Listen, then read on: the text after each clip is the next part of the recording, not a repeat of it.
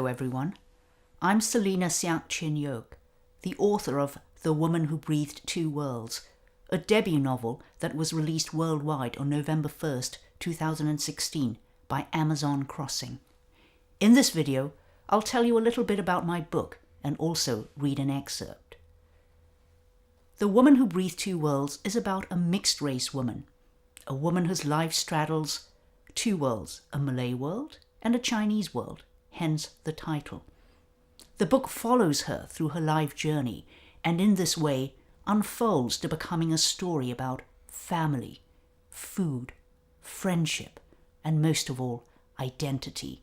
In particular, the challenge of forging an Asian identity in a world that is rapidly westernizing.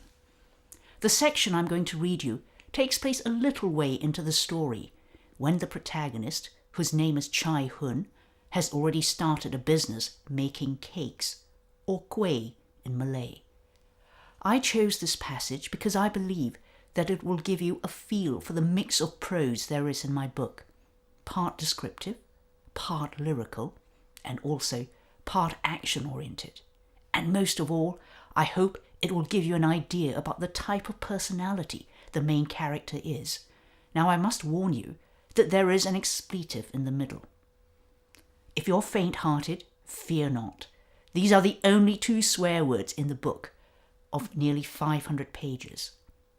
So, we're in British Malaya.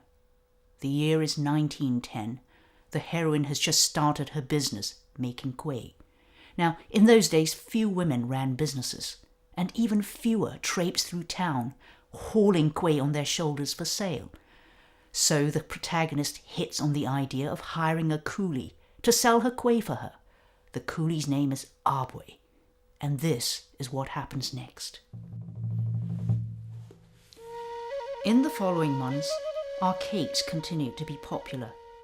Abwe returned at the end of each morning, his load lighter, with only the odd cake left inside his carriers.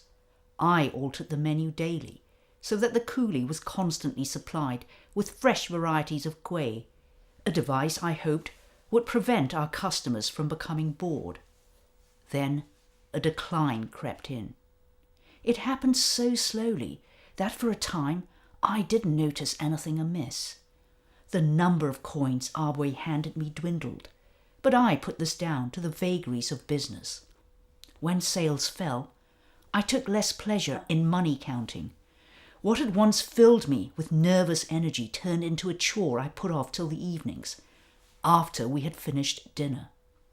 Inevitably, the day came when almost no Kueh had been sold, and Abwe returned with his carriers still full. Something inside me crumbled then. I had a sense that all was not what it seemed, a hunch I could not possibly have explained to anyone else.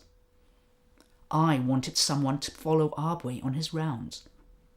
Knowing that the person could not be me, I turned to Siulan for help, and she suggested her junior servant. Thus it was that Rokia, a Malay woman who had worked in Siulan's household for many years, was let loose to track Abwe as he left our house one morning.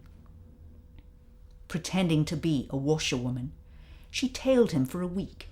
She told us that he went first to Leach Street, where she saw him entering a shop she thought was an opium den, carrying his pole and baskets inside. He remained there for hours, forcing her to loiter in the market and at different eating stalls until he staggered out with a hazy look on his face. At the end of each morning, when I questioned Abwe, he looked at me shiftily. The downward, guilty cast of those slanted eyes was unmistakable, and though I gave the wretched man every opportunity to confess, he never did. After a week, Father and I walked to Leach Street. It was a wide street with sturdy double-story shop houses lining both sides, each fronted by a common corridor, the ubiquitous 5-foot way, running along the entire line of shops. Being at the heart of the Chinese quarter, Leach Street and its 5-foot ways bustled at all hours of the day or night, and it was no different that morning. The usual assortment of characters crowded our way. Women in Chinese tunics and trousers returning from the market with woven baskets filled to the brim. Men in Mandarin collared jackets rushing by, and hawkers. So many hawkers everywhere, squatting on the 5-foot way or on the sides of the street itself. Customers squatted alongside, their faces stuck behind ceramic bowls. The wonderful aroma of freshly cooked food filled the air. Smells my sharp nose told me came from Chinese delicacies. Dumplings being steamed and rice flour cakes roasted, tofu being deep fried, and eggs prepared the double-beaten way. It was noisy too. Apart from the hawkers yelling to the world what they sold, loud conversation drifted out from the coffee shops, spiced by the odd raucous shout. It didn't take long to spot Rokia, because not many Malays ventured into town, and few were ever seen on Lead Street. Rokia, with the beautiful double-creased eyes of her ancestors, and lashes that flicked naturally upwards, waved to us from across the street as she pointed towards the shop Abwe had entered. I thanked Rokia, telling her she was at liberty to return home. As father and I approached the door of the shop to which she had pointed, the clanking of mahjong tiles could be heard. The sounds came from a shop nearby, one which had its doors and windows thrown wide open, despite being a gambling parlour. Before long, choice words spoken in the Hakka dialect reached our ears. "Eh, fuck your mother's stinking cunt." I felt the heat rise in my cheeks. 2 men stumbled out, pushing and shoving one another, leaving behind the din of tables crashing and cups being broken. The terrifying clatter shook me, as did the sight of coolies in tattered rags pummeling each other with their fists. My heart beat faster, even though the brawl had nothing to do with us. The men were soon separated and led away, and normal brisk activity resumed in that corner of Leach Street. With my heart still pounding, I walked into Abwe's opium den with father. As soon as we entered, I began to understand the attraction of the drug. There was a cloying odour in the room, sweet and sickly. When it invaded my body, my head felt faint. In such a cloud, I could see why people imagined their troubles disappearing.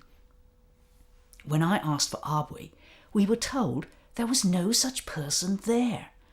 It was only when I raised my voice that the man relented, agreeing finally to show us into a room where Abwe lay in a stupor. The rooms weren't dark and dingy as I had supposed, but bright and remarkably inviting. I hauled Abwe up by both shoulders and shook him. "This is how you repay me, ha?" I shouted. "So this is why no one buys our kueh."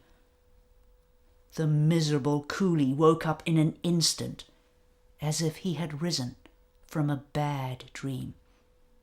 "Bing Chun Sao! Bing Chun Sao!" he spluttered. Though father didn't say anything, it was reassuring to have him there.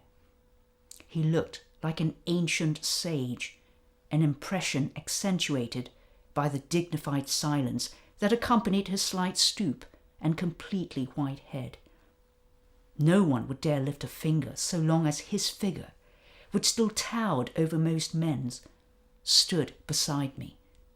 Not that I felt afraid.